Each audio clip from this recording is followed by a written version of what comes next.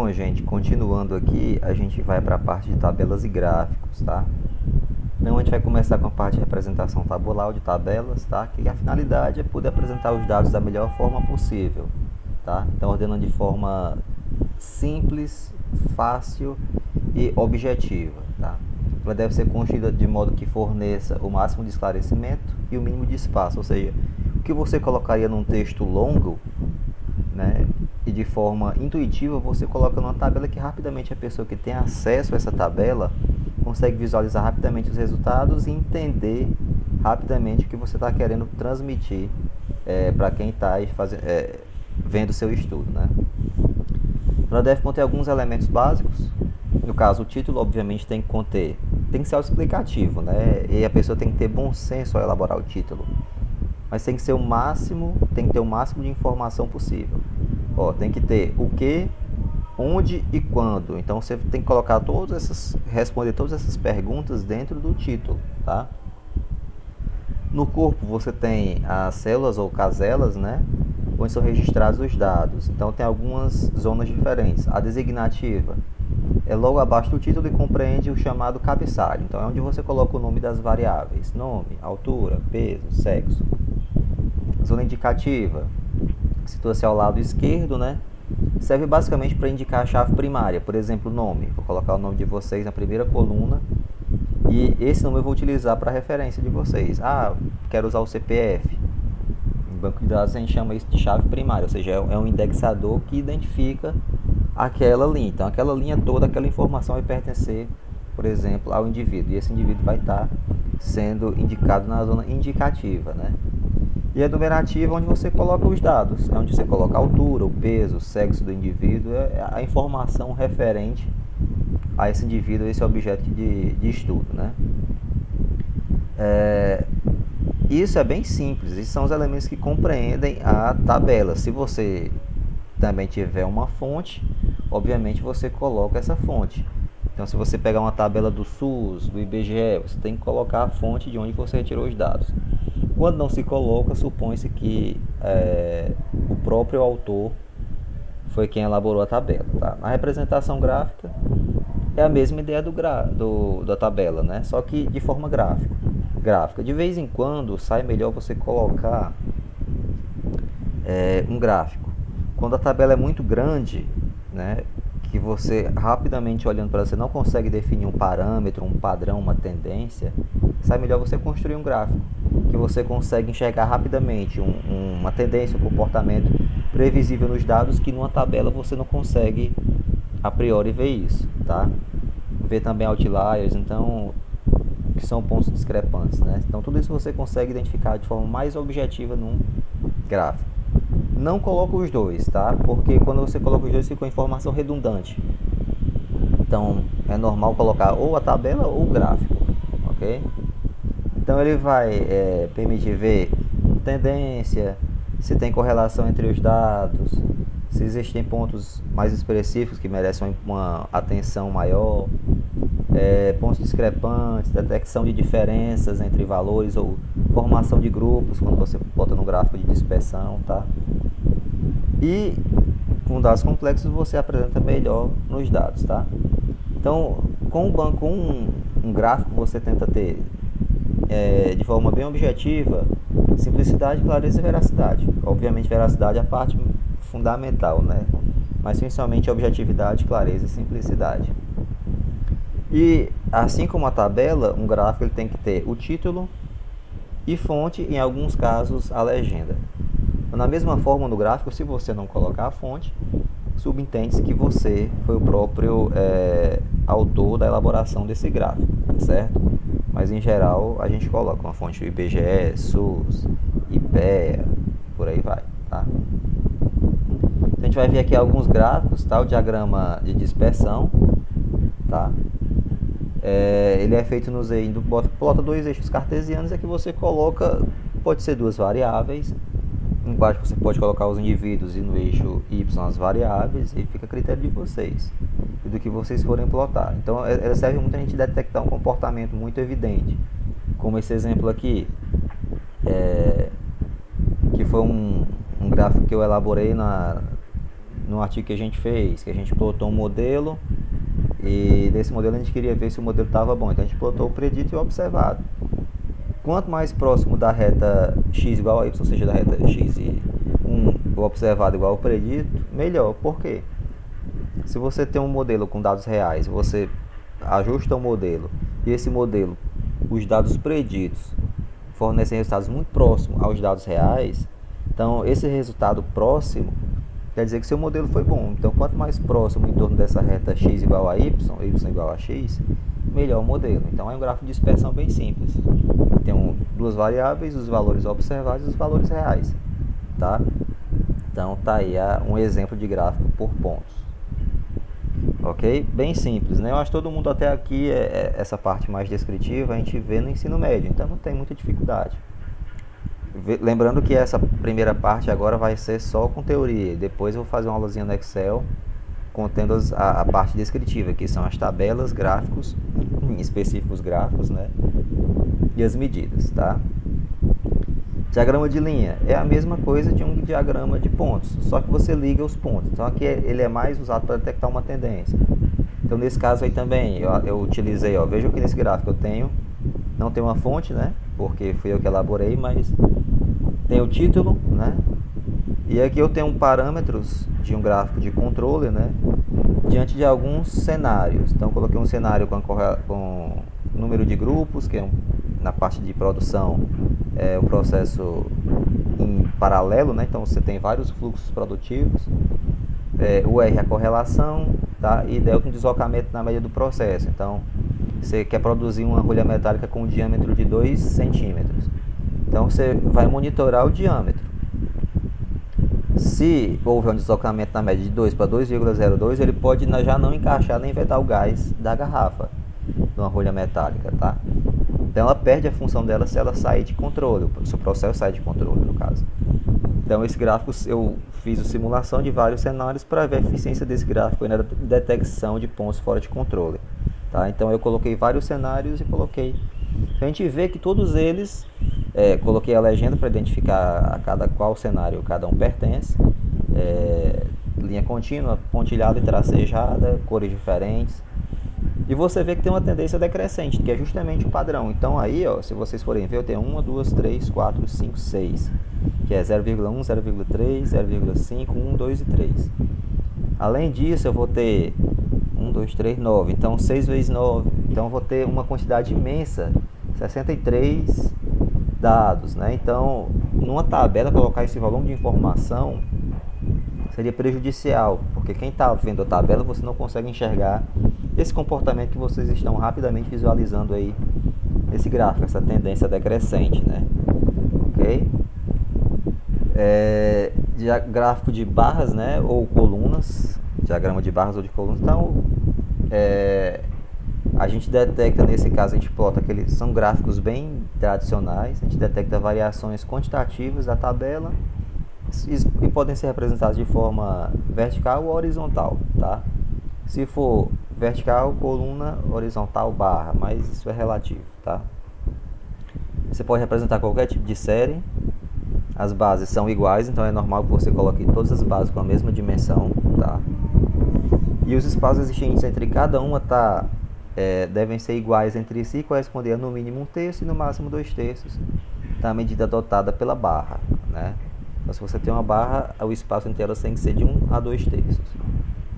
Professor, eu tenho que decorar isso? Não, isso é um saco, né? Então eu coloco isso para você ter essa normatização, mas depende muito isso da regra que você vai seguir. Se você for fazer publicação em um periódico, periódico tem uma regra específica. Tem uns que querem que você não coloque cor no gráfico, tem que ser um gráfico preto e branco, tudo isso. Então a gente tem que levar em consideração a referência, né, de norma que você vai ter. Se for a BNT, tá?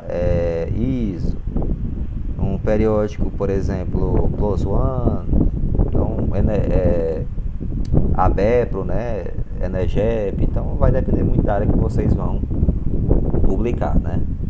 Mas esse é um gráfico de barra, tá? Nesse caso de coluna. Então coloquei o gráfico de colunas para o grau de escolaridade dos funcionários da empresa tal no ano de 2020, um exemplo bem simples. Então é bem intuitivo, né? Eu tenho aqui os níveis, né? Fundamental, médio, superior e a quantidade. Então a gente vê que tem ali 12 pessoas no fundamental, em torno de 17, 18 ali no ensino médio e no superior 6. Então assim, é um gráfico bem intuitivo. Você rapidamente olha que a maior concentração está onde? No ensino médio. Enquanto no ensino superior tem uma quantidade muito pequena. Então dependendo do serviço, vale a pena investir. Então você pode, por exemplo, pagar um salário, fazer uma parceria com a universidade particular para poder capacitar seus funcionários com um preço bacana, porque se você tem um grande número de funcionários só com ensino fundamental ou médio, você quer migrar para o superior, você pode fazer uma parceria com uma universidade que o cara paga tipo 50% do valor e outros 50% paga a empresa. Então vai depender do serviço, às vezes ensino médio é necessário porque você paga menos, o nível superior, a compensação você vai ter que atribuir depois que a pessoa se forma, agregar valor. Então, até que ponto vai compensar você pagar um ensino superior por 4, 5 anos, dependendo, 3 anos se for tecnólogo, e não ter retorno. Então, você passa 4 anos e não tem um retorno efetivo, a empresa não compensa, né? Mas já é outro mérito, tá? Já é outra discussão. Esse aqui é um gráfico extremamente conhecido, né? O gráfico de pizza, né? Ou diagrama de setores. Então ele é mais usado para plotar qualquer tipo de série, mais em específico as de variáveis qualitativas, né? Então, por exemplo, sexo, estado civil, cor da pele. Então você bota a variável qualitativa e a contagem, número de pessoas ou percentual dentro daquela classe, né? Então esse exemplo bem simples aí, ó. Alocação de investimentos da agência X no ano de 2020. Aí tem aqui 15%, 15,7% investir em poupança. Em ações, 22,3%. No Tesouro Direto, 24,7%. Fundo imobiliário, isso aqui, que é 34%. E o menorzinho foi a curta. Então aqui rapidamente você vê, né, quem foi a maior fatia? O verdinho, que foi fundo de investimento, fundo imobiliário. Então você detecta rapidamente também aqui qual a maior fatia, né, a maior predominância percentual. Professor, e qual a melhor? Esse gráfico aqui eu poderia também fazer um gráfico de barra, então fica muito a critério de quem vai produzir. Se você tem vários gráficos para plotar, para não ficar muito repetitivo, só gráfico de barra, ou de coluna, ou de ponto, de setor, então você pode mesclar, tá? Mas, por exemplo, para percentual, o melhor é o gráfico de setor, porque você detecta rapidamente dentro do universo de 100% quem está com a maior fatia. Então você já sabe, ó, nesse caso eu estou um pouco investimento em corretora e para a empresa é bom, então ela vai ter que ter estratégias para chamar mais clientes para a corretora, né? Para esse subgrupo aí, corretora, tá certo? Então é um gráfico bem intuitivo, bem simples, mas bem informativo. Todos eles são muito informativos, né? Diagrama de Pareto aí é um gráfico que já é especificamente mais a parte administrativa. Então, é bem importante. Aliás, não é só da parte administrativa, mas ele é voltado para solução de problemas. Então, o que é um diagrama de Pareto? É um gráfico de barras, vocês estão vendo aí, tem barras, que ordena a frequência de ocorrências. Então, gráfico em barra, como vocês viram aqui, não existe uma ordem. Aqui tá fundamental médio, né, o número mediano, aí depois a média, o maior número, e superior, o menor número. No gráfico de Pareto não existe uma ordem. Você tem que fazer um gráfico de barras, né, numa ordem da maior para o menor, tá? De acordo com as frequências. E em paralelo, não é obrigatório, mas geralmente se coloca essa curva aqui. O que é essa? Não é uma curva, né? Esse gráfico de linha junto com o gráfico de barras. Então, por quê? A ideia aqui é você colocar em ordem decrescente, porque você identifica rapidamente, por exemplo, o problema que você está tendo. Então, nesse exemplo aqui bem simples, ó, problemas mecânicos no carro, por exemplo, X, um Versa, por exemplo, no ano de 2020. Então, aqui, ó, combustível adulterado. Teve aqui 23 pessoas disseram que tiveram esse problema. Problema nos bicos injetores, 17, assim vai. Aí aqui você tem a frequência acumulada. Então, ó, só aqui eu vou ter aqui, ó, vejam aqui é outro eixo diferente. Aqui é o eixo percentual e aqui é o eixo de frequência absoluta. Quem teve só problema no combustível foi em torno de 40%. Quem teve aqui acumulado bico injetor com combustível adulterado já somou 60% dos casos. Então veja que a grande parte dos problemas já somou, aliás, um pouquinho mais de 60%. Então, se você está investigando esse carro na oficina, então você vai pensar, bom, eu tenho que resolver os problemas prioritários de combustível adulterado, bicos injetores. Então você vai colocar um filtro, um detector de combustível adulterado, reforçar os bicos, a junção, a lubrificação, colocar um óleo melhor. Então a ideia desse gráfico é justamente essa, você colocar em ordem decrescente para você identificar rapidamente onde é que está o problema, certo? Então é um gráfico de barras específico, tá? Mas só com as em ordem decrescente, que é justamente para você ter essa distinção e poder agir de forma mais efetiva. Se detecta rápido o problema e sabe onde vai atacar o problema, tá? Cartograma, né? Bem simples, é mais incomum da gente produzir, bem específico, não é todo software que produz, por exemplo, o Excel ele não faz, tá? O R, que é outro programa que eu vou mostrar para vocês mais na frente, ele faz, mas ele é bem específico, você tem que baixar alguns pacotes, tem o QGIS, tem alguns programas específicos para construção de cartograma, mas ele é bem intuitivo também, ele mostra aqui uma região, por exemplo, área de pastagem no Mato Grosso do Sul em 2020, então você coloca aqui uma legenda de cores, de modo que aqui eu tenho uma classe, né, com área de pastagem. Quanto mais vermelho, né, maior a área de pastagem. Quanto mais tendendo aqui ao roxo, menor a área de pastagem. Então aqui a gente vai identificar rapidamente. O município tal tem uma área de pastagem de 400 a 600. Esse aqui, esse município em vermelho, tem uma área de mais de 1.200, é a maior concentração, tá, de área de pastagem. É bom ter área de pastagem, tem os benefícios e os prejuízos, né? Vantagens e desvantagens. Então você tem uma área, você tem muita queimada, porque os produtores queimam para ter área para o gado passar, para fazer a pastagem. Criação bovina ela é muito danosa ao meio ambiente, prejudiciar a camada de ozônio. Você tem que desmatar uma área muito grande para eles poderem pastar. Então, né, aí já entra outro conceito que é a parte mais ambiental, mas tudo isso não é o foco, que é mais para identificar. Então a ideia da estatística é sempre essa, é você usar essas ferramentas para atacar os problemas e resolver. A estatística é uma ciência, técnica poderosíssima na solução de problemas, tá? Então todos eles vão servir para a gente, e vejam que são coisas simples, vocês vão ver isso, são gráficos simples que trazem um retorno muito bom, tá? Representação gráfica, no caso o último gráfico, perdão, é o box plot, tá? Não, o penúltimo, é o box plot. Então é o famoso diagrama de caixa, tá? Ele contém informação dos quartis. Então ele coloca aqui, ó, o primeiro quartil, a mediana e o terceiro quartil. E aqui a gente tem o que a gente chama de distância interquartílica. Como é que ela é calculada? Tá aqui, ó.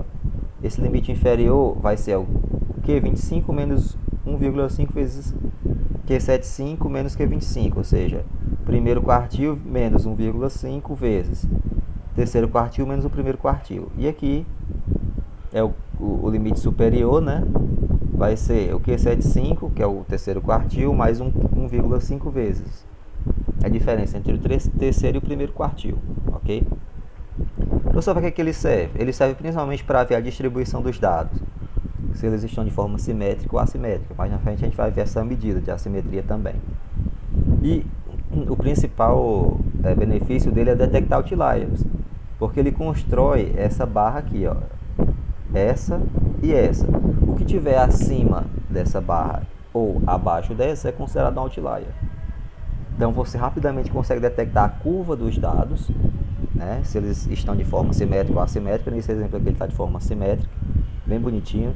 Se tivesse mais puxado para cá, ele está de forma assimétrica, com uma curva assimétrica à direita. Mais na frente eu vou falar um pouco melhor disso.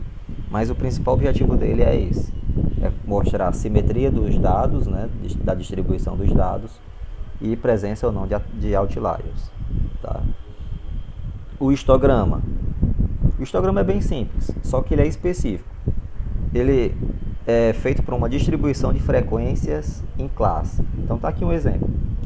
Tá? Eu tenho essas classes aqui, ó, de 4 a 8, de 8 a 12, até o 24. Né? Então vejam a sintaxe aqui. Essa barra significa o quê? Quando ela está vertical, ela diz o quê? O 4 pertence a essa classe. Porque eu tenho 8 nessa classe, na segunda e na primeira classe. Mas o 8 ele vai ser contabilizado na segunda classe. Porque olha só, ele está com a barra vertical aqui. Por exemplo, o 16, ele vai estar em qual classe? Na quarta classe, de 16 a 20. E o 20 vai estar na última classe, ok? Então, a gente constrói as classes, tá? E aloca os indivíduos que pertencem a cada classe. Por exemplo, 10 indivíduos estão dentro dessa classe, ou seja, 10 indivíduos tiveram um valor entre 4 e 8. 12 entre 8 e 12, e assim sucessivamente. E aqui você coloca a frequência acumulada, né? Perdão, a frequência relativa. Ou seja, aqui esse valor é 10 sobre 36, aqui é 12 sobre 36, aqui é 8 sobre 36, tá? Então aqui é a frequência relativa. Então gráfico, vejam que é um gráfico de colunas, mas a diferença é que, né, você tem que colocar as colunas juntas para dar a ideia de continuidade. Ou seja, aqui é uma classe, à medida que essa classe termina, já emenda com essa outra classe. Tá? Então esse aqui é um exemplo que eu fiz, né, para distribuição do número de salários. E aqui as frequências, tá? Gráficozinho bem simples. Aqui você pode optar, em vez de colocar esses valores como eu coloquei aqui, você pode colocar aqui uma classe, aqui, identificar 4 a 8, 8 a 12, fica a critério de vocês na hora de construir esse gráfico. Beleza, gente? Mas é bem informativo. A desvantagem desse gráfico, que, por exemplo, não do gráfico, né? A vantagem é que você consegue ver a distribuição. Então, você vê aqui que a maior concentração está na baixa quantidade de salários, né? Então, que é nessa primeira parte aqui, de 4 a 12, no caso. Então, está bem mais concentrado, a frequência está bem maior. Então, você consegue identificar no histograma a distribuição dos dados, onde é que está tendo maior concentração, né? E a desvantagem é que você não sabe, de 4 a 8, você não sabe o que está ali. Pode ter todo mundo com a quantidade 4, todo mundo com a quantidade 7, todo mundo com a quantidade 6. Então, você não sabe dentro de cada classe qual o comportamento. Então, você perde essa informação, tá? Mas é excelente. Beleza, gente? Então, a parte gráfica é essa. Depois eu vou mostrar a aula prática para vocês, envolvendo gráficos e medidas. E a próxima aula vai ser de medidas de posição e de dispersão. Joia?